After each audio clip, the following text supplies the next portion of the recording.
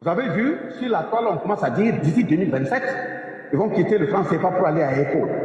Je pense que nous devrions rester tranquilles et sereins. Parce que les trois chefs d'État sont dans leur laboratoire, ils vont sortir en temps opportun avec des décisions fortes. Nous le disons parce que j'ai pris part au sommet de l'UEMOA en Côte d'Ivoire. Et dans une salle, j'étais avec le même. Moi, je vais lui parler en tant que petit frère et lui grand frère. Parce qu'en Afrique, si tu veux dire la vérité à quelqu'un qui est en face, qui est plus âgé que toi, mets tes fils de côté, appelle le grand frère. Il y avait donc le grand frère, actuelle excellence, Alassane Ouattara. Il y avait Macky Sall. Il y avait Ambalo. Il y avait le premier ministre Mamadou. Il y avait le gouverneur de la BCAO. Et il y avait également le responsable de la BOAD. Je pense que quand Alassane a pris la parole, c'était comme une forme de huis clos. Moi, j'ai représenté le chef de l'État. Il a dit que la question du franc CFA, son changement là, la question de l'éco, ce n'est pas pour modifier les paramétrages du franc CFA. C'est pour tout simplement changer le nom et permettre aux gens de ne plus parler. Mais justement, quand quelqu'un fait ça, c'est une trahison à l'endroit de l'ensemble des peuples de l'Afrique. En le faisant ainsi, aujourd'hui, mais si vous, qui avez été nourris avec l'eau, la matière, la nourriture qui vient de la terre africaine, tu te permets d'agir pour contenter ceux qui ont exploité nos grands-parents, nos aïeux, et tu veux continuer à les accompagner pour exploiter la même Afrique. Un jour viendra, même nos ancêtres vont vous répondre. En entendant qu'eux, ils viennent vous répondre, les peuples sont unis, mobilisés pour montrer qu'on est un. Voilà pourquoi il faut féliciter le peuple ivoirien. Il faut le féliciter parce que dans sa majorité, le peuple est d'accord avec ce qui se passe au niveau de l'AES et ils sont solidaires. Voilà.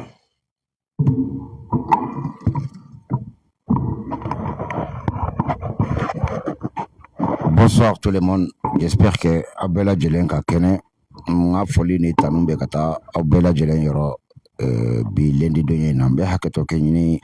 lamelike la Bela Djelen fe nkunya afo depuis kunu kafoko ni video mena ke 20h wati mais manifinye fo bagade timebra o alade bara charambolo à tel point que mado jono be haketo kenyini ke Abela Djelen fe balma koma aya me chogomina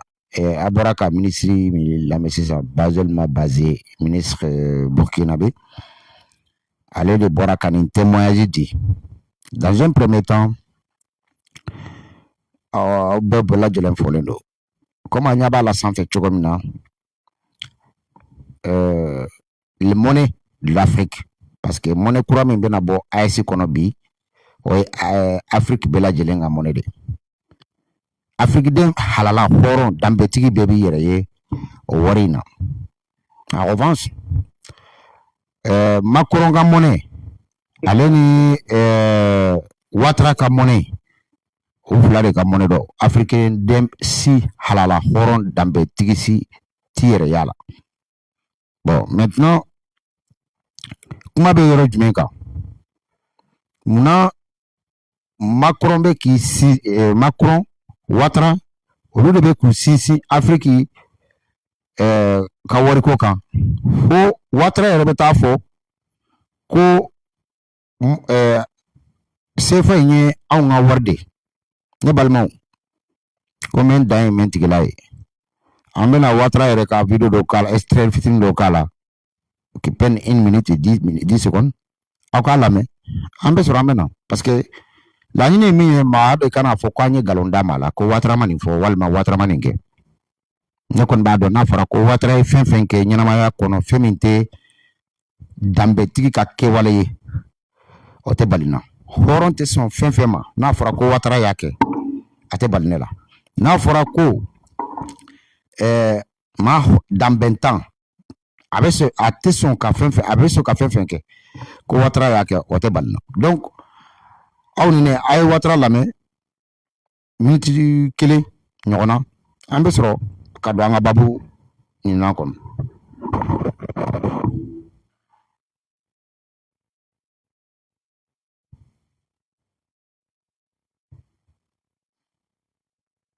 monnaie. Le franc CFA, c'est notre monnaie. C'est la monnaie des pays membres et nous l'avons accepté et nous l'avons développé, nous l'avons modifié. Et j'étais là quand la réforme a eu lieu dans les années 73-74. Alors donc tout ce débat est un non-sens. Maintenant, c'est notre monnaie. J'ai quand même eu à superviser la gestion monétaire et financière de plus de 120 pays dans le monde quand j'étais au Fonds monétaire international. Mais je suis bien placé pour dire que si cette monnaie nous pose problème, mais écoutez, avec les autres chefs d'État, nous prendrons les décisions. Mais cette monnaie est solide, elle est appropriée. Les taux de croissance sont parmi les plus élevés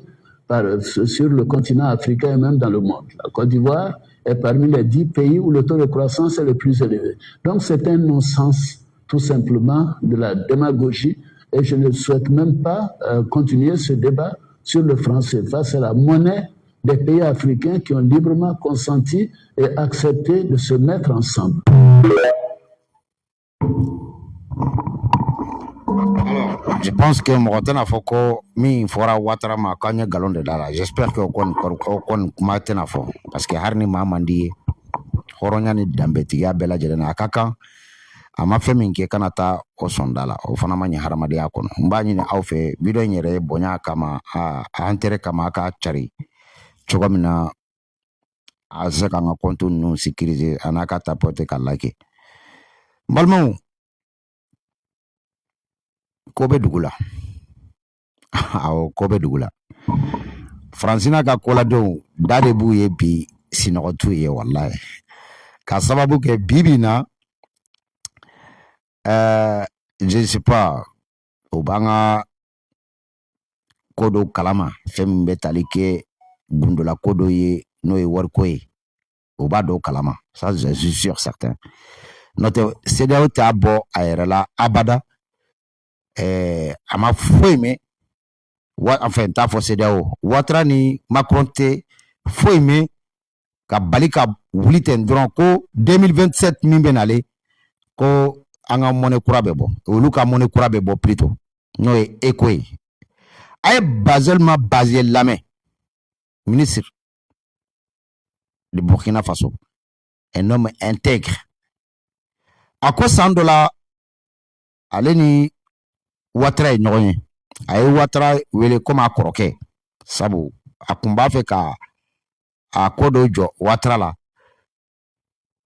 kobe kola ni ya ta komi président iti se ko o ta ka segere mais ni ya wele ko nkoroke dogo be se ka koro nyinga akokoro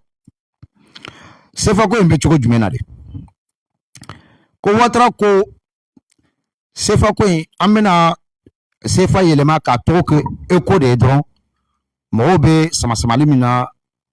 wala sa to ndron ka fali dron mais ko kato ko tigi bolo. C'est-à-dire que CFA bi ni ataka laje CFA Afrique centrale ka CFA ani Afrique de l'Ouest ka CFA klente mambe Cameroun mambe Congo olu be CFA olu fanata e CFA de mais on be CFA mundu anga jamana kono ali olu be CFA mundu ka jamana kono klente a problème yore mi ni ni tara Cameroun ni Malita par exemple ni wafla de bibolo malla i wulle tara Cameroun iko parce que Mali ka wafla inte du Cameroun iba fo ka fali ka ke Cameroun ka wafla e keme fla de betike ka bo e ka wafla la ka se ka ninga wafla dino obo chukola oba chukola chukomina de ni bora Cameroun kitara malla ni Cameroun ka CFA e ubo kelende ke obe keme flale tike kabo e fana ka wa flyna Cameroun ka wa flyna wala sa ko se ka male ka wa fladima Francio okede chugomuna anyere damani nyonche angana se ka saninke pour que ka se ka saninke wajibi be tebene aledi parce que ni ebeta saninke Cameroun jamana na Afrique centrale wajibi monnaie mi bi bolo no e Afrique de l'Ouest ka monnaie wajibi be ta Banque de France de la Obemi wele ko BCAO etc. Nous sitantaye. Nous modeli ka kantaye. Je pense que bi aya famu ka donc foko kun jumɛn na CEDEAO ɲɛmɔgɔya taara k'a di Basiru Diomaye Faye ma fo ka taa CEDEAO ka koladɔnniya ta ka o di Birame Diop ma n'o ye Macky Sall masuruɲamɔgɔ ye kosɛbɛ. Bon nin bɛɛ ye tugutugu bari min ye a dɔnnen don. Macron, Alassane olu de ka wari filɛ nin ye u jɔlen filɛ wari min kɔrɔ n'u y'a tɔgɔ wele ko ECO. U y'anw wele nin don in de la hari u yɛrɛ dama ni ɲɔgɔn cɛ CEDEAO kɔnɔ u ma bɛn a la. U ye an ka mɔgɔw wele o don de la ko an ka fɛɛrɛ kɛ an ka sigi ka kuma kɛ ko wari kura min bɛna bɔ an ka sigi ka kuma k'a kan an ka mɔgɔw kɔ ani anw tɛ. Bazel ma Baze bɔra o kuma de fɔ sisan ko aw k'aw sigi a kan nouvelle bɛ nalen o nouvelle min bɛ nalen dɛ Fransi Macron ani Ouattara Dramane u bɔlen bɛ o ko in de kalama k'a fɔ ko wari kura bɛ bɔ parce que n y'a fɔ an ɲɛna kunu cogo min na u y'u ka fɛɛrɛ kɛ ka Mali attaquer mana min ɲɔgɔn ma deli ka kɛ diɲɛ kɔnɔ maa ba 14 000 hommes o de ye Mali attaquer le 25 avril passé o ka dɛsɛ o ma bɔ tɛnɛn na ka tarata sɔrɔ o y'a ɲɛsin Burkina ma dɛsɛ kɛra a ma bɔ tɛnɛn na ka tarata sɔrɔ o y'a ɲɛsin Niger ma dɛsɛ kɛra u seginna ka na Mali kɔnɔ tuguni ni 6000 ye u dɛsɛra sisan u y'a dɔn côté min kɔfɛ ninnu décidelen don k'u ka wari bɔ n balimaw wallahi a ka di n ye ka wari in dati yɛrɛ fɔ aw ɲɛna tellement que a ka di farafindenw ye nin wari in ka se ka bɔ nka wallahi ɲɛ kali ala la don jan kɔ tɛ wallahi don jan kɔ tɛ tuguni sabu manifin n'i ye layidu di maa ma n tɛna nin kɛ a mana jɛ cogo o cogo i k'a fɔ n'i y'a fɔ k'a tigi jafa i y'a k'i yɛrɛ la sabu olu caman de bɛ kunnafoni di an ma bon ko bɛ ko la n'i tora ka kɛ c'est vrai que i ye a tigi janfa mais i ta bɛ dan o fana kɛlɛ ma o bonya kama n'o tɛ n b'a dati dɔn a mɔnɛ yɛrɛ bɛɛ lajɛlen fana ja bɛ n bolo a mɔnɛ yɛrɛ hali a pièce a bɛɛ lajɛlen ja bɛ n bolo je pense n b'o de dɔn fana k'a fɔ ko Macron Ouattara u bɔra o ko de kalama n'u bɛ ka fɛɛrɛ kɛ bi olu ka bɔ n'u ka mɔnɛ ye 2027 n'i ko 2027 o ma na wa 2027 kalo jɔrɔ tora an na cɛ nous sommes 7e mois bientôt le mois est fini on est le 27 aujourd'hui an bɛna don san kalo 8 kɔnɔ bientôt a tɔ tora kalo joli ye kalo 4 danganiya de sɔrɔla dalu de sɔrɔla bisikite fɛn min na k'a sɛgɛsɛgɛ k'a tɛntɛn k'a dɔn tiɲɛ na ninnu ka wariko in fɛɛrɛ de ka kɛ minɛ a ka dabila u kalikan yɛrɛ a ye général Abdurahmane Tiani lamɛn kunu a ko an bɛ boliboli la fɛn fɛn na fɛn fɛn b'an kɔ ka an kɛlɛ fɛn fɛn b'an nɔfɛ wariko in dɔrɔn de don ale m'a fɔ ko bɔ kɛra kalama ko wariko in mais a y'a fɔ k'a jaya ko wariko in dɔrɔn de don awa ni wari in dun ma bɔ an tɛna an yɛrɛ sɔrɔ dɛ wari in dun fana bɔtɔla don ale de y'a fɔ a ka kuma na jamana dɔw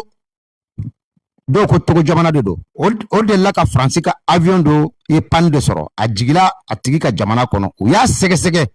u taara sɔrɔ avion falenba de don CFA la o kɛra waati min na o CFA min yera Faransiw ka avion kɔnɔ cargo kɔnɔ n'a kun tatɔla don Côte d'Ivoire o dilen kɔfɛ dɛ le 25 attaque kɛra Mali kɔnɔ o wari de taara ka taa di terroristiw ma mais n balimaw n'an bɔra CFA kɔnɔ Macron bɛ dɛsɛ k'a kɛ siga t'a la parce que pour que ka se ka wari fu ta k'a di parce que Faransi de bɛ CFA fabriquer chamalière an kɔrɔ yan a b'a fabriquer ka taa di mama y'a diya a b'a fabriquer o de la u b'a fɔ ko juru bɛ Ouattara kan na juru bɛ Ouattara kan na juru fu don papier jɛman de don dɔrɔn u bɛ empreinte k'a la dɔrɔn ka taa bila ka taa d'a ma ko an ka juru bɛ la n'u n'i ma bɛn a la don min na o b'a fɔ ko i ka nin hakɛ sara nga tant que ini dabe file kelena kana sika uma ko foitala pape jemande do bata a imprimer de dro kadi od la be terusu ye wula kono na an kelen do ku fa sanga ni wati be ibe ta soro wor baden de bubulo sefa wafla hari ite ta keme nani keme flaw sora kono abe wafla be kura ude abora amana de kono ka bo franci kana di watara ka di terrorisme bi olu yere bolo ka kombinya nga mone kumbe bo parce que okunye jando de da onye aya je sais pas ni mami be asmisui watara Macron de laka message écrit général Assimima en 2023 ka ci ka foko abeni mbela munate bo sefa yere kono sa wati akun kadi Macron anga bo sefa kono parce que la nyini do kumba bolo o kofe nan kumbora akono o wati wodela mamunu nteni fanga indo nabe mamunu bolo ko ni nu ye demisenu de ute politique don ute jamana mara ko don wallahi be ki yere nege nu be min kalama ni ba don ibe tugu ko ibe tu deme ni tise ku deme au moins ite na se ku kelefana o mabo wati waro ko nyana bolen ka bampau mbalmaw lahidu ka di aw bela jelema na folo min bena bo AIC kono AIC bianto wallahi nte ko fo kuma dumana ka da AIC demanaw na de nga AIC bina jia don na taw don janko yerete awa ma chaman de bena ke sababu ye ka barada soro parce que tanki ka na folo bi yere bolo ibise ka jurudo chogo minyi jia mais sefa min flene ambulante se ka jurudo kele aflana sefa min flene ambulo antise ka bona e jamana ko kan kibita sani ke jamana werela ni ma fali o jamana ka wori franci dunde be anga wori fali o tala tuguni franci nyabe ni mbede la franci ni Macron odla ani Macron ni watara odla ma chama be watara ye comme farafin mais wallahi billahi nyankal alala watara golo ni angolo de kelenye mais haklinana watara nanzara de dron Napoléon modèle de dron akadi watara e ka ale wele ko Napoléon modèle o kausa e ka foko bon ntadon ba sanga ma mirama parce que ivarente ayre bana Burkina be ala ba ja sanga joni ma farafina mais bekada la dron nanzara blew yere soro la bi ko sefa koyi côté farafina kanga bo akono oye nanzara yere francia munu be sefa kele an nofe gilet jaune do kako onye ma joli be jamana nyemo baw munu ni ku dado ni koina mama yi dado ala watara ikele donc watara de farafina ka frein na be ka farafin domina ku joli mine ka di nanzara jamana ma ne balmaw watara ta ko fe abela jilenye watara lame ambalma ke do be ale nanzara de mba nyina au fe ni alay tibabu do donga tibabu mindo farafin nyeta de kada e kosobe ani uka jamana be bingani min kanga jamana uka faraje chama de be na manduwe aya lame awnene anga sorokana. Si on regarde le projet de loi Macron-Ouattara, il est clairement dit, parce que j'ai les articles devant 30 secondes, si on regarde le projet de loi Macron-Ouattara, il est clairement dit, parce que j'ai les articles devant les yeux, que cette nouvelle monnaie et la Banque centrale et la CEDEAO sera contrôlée encore par les autorités françaises. Article 8, le principe d'un retour d'un représentant de la République française au sein du comité de pilotage monétaire en cas de situation aiguë. Donc la France sera toujours présente dans ces institutions, donc c'est du néocolonialisme, donc il faut sortir de la CEDEAO. Je crois que les États de l'AES sont en cours de le faire, je l'espère en tout cas, mais en effet, il faut mettre fin à cette CEDEAO. Précisément, merci. Très bien. En fait, mon cher Xavier, les pays de l'AES n'ont pas été exclus de la CEDEAO. Ils ont démissionné par une décision souveraine de la CEDEAO. Et dans l'énoncé du Premier ministre du Burkina Faso que vous nous avez fait passer, dans la petite séquence vidéo tout à l'heure, le Premier ministre Rim Talba Jean-Emmanuel Ouedraogo dit... Bon. Je pense qu'il y a donné fama là. Et Nanzarake bora kamufo. Akoso bamanankan cheni na de. Sosoritara sosorinana. C'est-à-dire que ni farafina sona ni warkura min be bo CEDEAO enfin Ouattara ale ni Macron fait. Ni farafina sona ma to de ko sosoritara sosorinana. Sabu ko demba mafusani pule wa pule mafusani demba ede. Nga Macron yere ale yere ba avec a fasa gɛlɛya pour que wariko in kana se ka sira sɔrɔ pour que sefa ko in a kana se ka sira sɔrɔ mais ne b'aw ɲininka Ouattara bɔra sisan a y'a lamɛn a ko monnaie e ko in sefa in anw de ta don anw ka wari de don a nafa bɛ anw de ye mais Macron jija kun sefa la ne fana b'aw ɲininka de ni Ala ye parce que nta juguya tɛ quoi ɲininkali de don bɛɛ Ala ye hakili d'i ma ka ɲɛ k'i la n'i ye fɛn min ye i ka se ka hakili jagabɔ kɛ sisan Macron ka wuludennin bɔra n'o ye Ouattara ye a ko sefa ye anw ka wari de farafinna de ta don a yɛrɛ ka fɔ la ale ye jamana 200 ni ko de ka économie diriger ka bila diɲɛ kɔnɔ mais en même moment Ala ye jamana min garisɛgɛ a garisɛgɛ jamana min ka ɲɛmɔgɔya la n'o ye Côte d'Ivoire ye a ma se k'o ka économie lawuli jamana bɛ kunbalan de kɔnɔ Ivoirien den bɛ dalen filɛ nin ye chapeau rouge gɛlɛya fɛ a bɛɛ bɛ kɔgɔji kan a bɛ Sahara kan a bɛɛ bɛ Sahara kan siraw bɛ k'a bɛɛ fɛrɛ kelen kelen a musomaninw olu kɛla n ta sugu dɔ ye a ye taa chateau rouge Barbès Chateau d'eau Sarcelles Gari Ivoirien den kɛra n ta sugu dɔ ye Ouattara y'a Ivoire kɛ Ivoirien denw bolo hari n'an kun b'a dɔn ye o Ouattara min n bɛ k'a disi gosi ko ale de ye diɲɛ ka économie wuli ka jɔ a sen kan o Ouattara dɛsɛra ka a yɛrɛ ka économie bila sen kan fo a denw bɛ boli ka bɔ a ka jamana kɔnɔ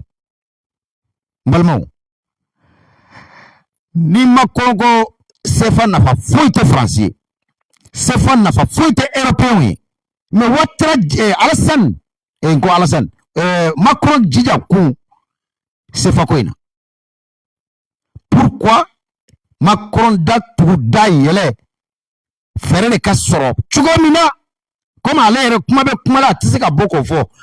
a b'a ka wuludennin de bila n'o ye Ouattara ye o ka bɔ k'a kuma fɔ nka balimaw n y'o de fɔ anw ka kuma a tɛ kɛ ko ka kuma fɔ maa kan maa kuma dalilutan walima parce que bibi n'an bɛ cogo min na bi an ɲininen don ni fɛrɛ sugu bɛɛ ye il suffit que i ka kuma fɔ fɛn min ɲɛ fili bɛ sɔrɔ fɛn minnu na siga t'a la o b'i datugu siga t'a la donc o de la a b'a ye an bɛ video ninnu caman jouer ka sababu kɛ o n'a ɲɔgɔnnaw de hari n'u taara u ka video effacer ka bɔ yen e yɛrɛ ye video min kɛ ka bila i ka compte YouTube Facebook TikTok kɔnɔ o tɛna se k'o effacer aw dɔw bɛ se ka kɛ an seere o la an bɛna Macron yɛrɛ lamɛn an bɛna Macron yɛrɛ lamɛn a bɛna nagalaka minnu fɔ k'a sɔrɔ ka kumada di jamana kɔnɔdenw ma.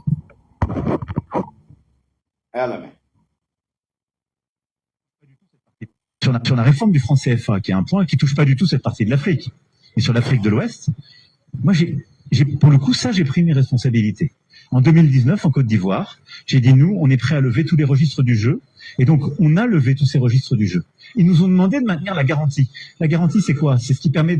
d'éviter que le change soit totalement flottant. Mais tous les systèmes de réserve qui existaient ont été levés et maintenant c'est aux dirigeants africains de reprendre cette initiative.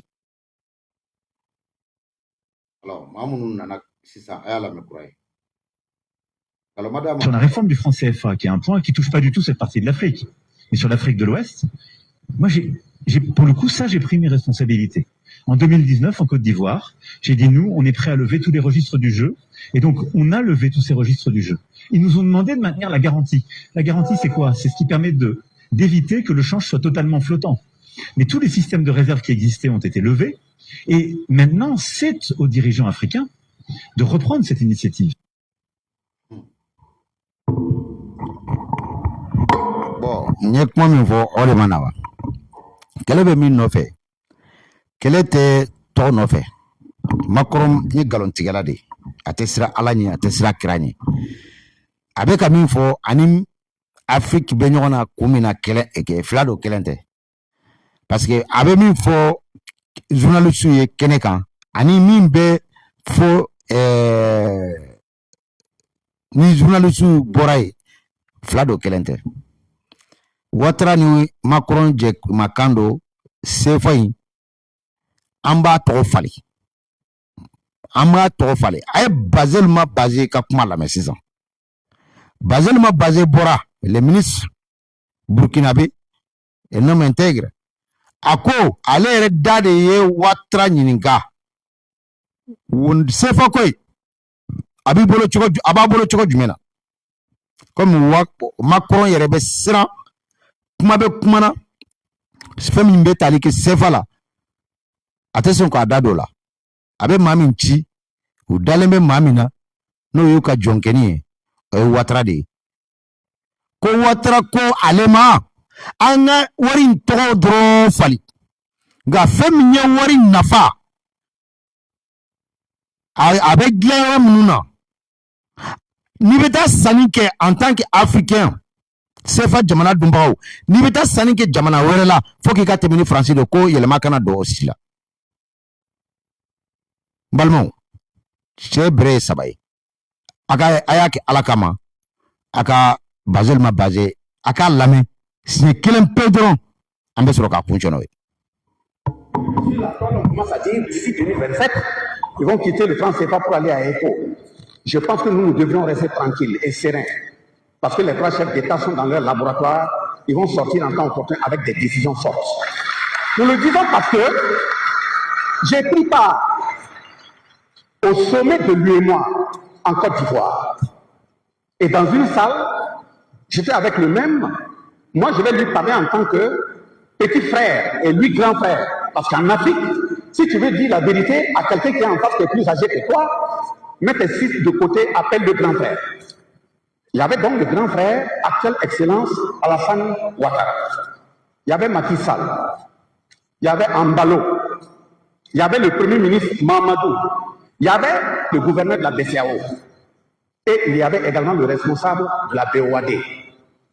Je pense que quand Alassane a pris la parole, c'était comme une forme de huis clos. Moi, j'ai représenté le chef de l'État. Il a dit que la question du franc CFA, son changement-là, la question de l'éco, ce n'est pas pour modifier les paramétrages du franc CFA. C'est pour tout simplement changer le nom et permettre aux gens de ne plus parler. Mais justement, quand quelqu'un fait ça, c'est une trahison à l'endroit de l'ensemble des peuples de l'Afrique. En le faisant ainsi, aujourd'hui, mais si vous, qui avez été nourris avec l'eau, la matière, la nourriture qui vient de la terre africaine, tu te permets d'agir pour contenter ceux qui ont exploité nos grands-parents, nos aïeux, et tu veux continuer à les accompagner pour exploiter la même Afrique, un jour viendra, même nos ancêtres vont vous répondre. En entendant que eux... Aboraka Basel ma basé la même. Ako aya make yoromna président ni président mi kombe wati Mamadou Youssoufu yaro okote bikoye Niger président koro Bazoum Daraminka ayu cité ani Omarou Sissoko Ambalo anyona uchama ako ni kuma kumbe fo domina nunu be kumbe kuma kene kan ale watra nyininga an fe farafina ni be kuma président fe kuma be chocolate se ko taka président sekera nga ni yake konkoro dogo be se ka koro nyininga fembe la jelena dogo te mundo wala se ka faraba akonkoro sefa kuin aw yere ni ala che abe ka fen fo aka nafa jumen bala ka nyesi farafina ma ko watara kwa ma olute nafa nyoro nyin koy akake Francis Sagoy do Francis Sagoy jumenyi ni farafina jamana min b'a fɛ ka taa sanni kɛ jamana wɛrɛ la i n'a fɔ Chine, Russie, Inde o n'a ɲɔgɔnnaw olu tɛ CFA dun u t'a dɔn CFA yɛrɛ ye min yɛrɛ donc Mali b'a fɔ ko n bɛ taa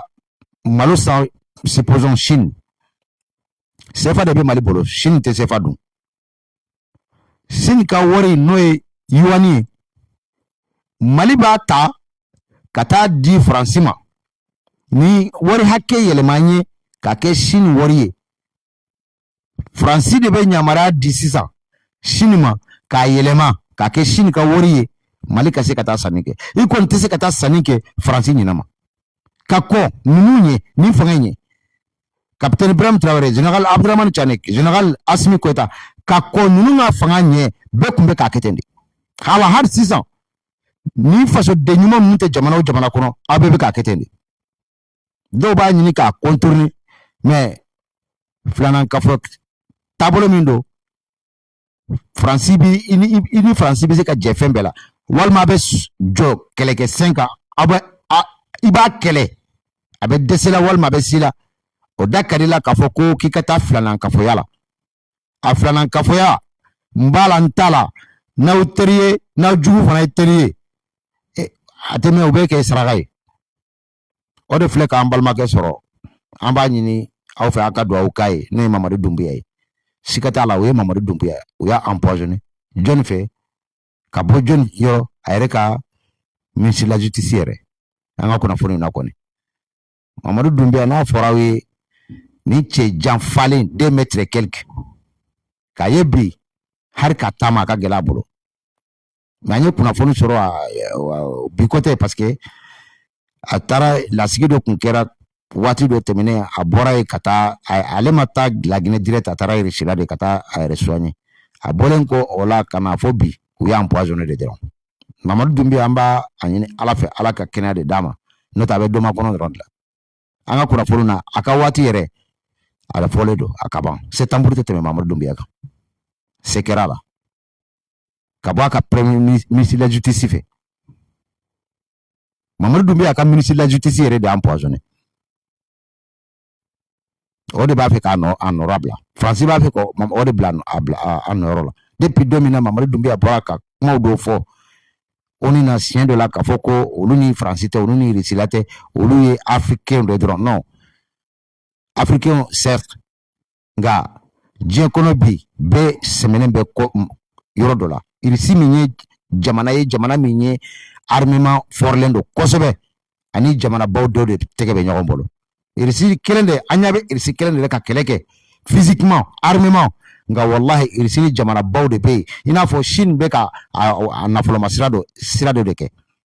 o n'a ɲɔgɔnnaw caman Iran kelen tɛ ka Amérique ni Israël kɛlɛ ani jamanabaw dɔ de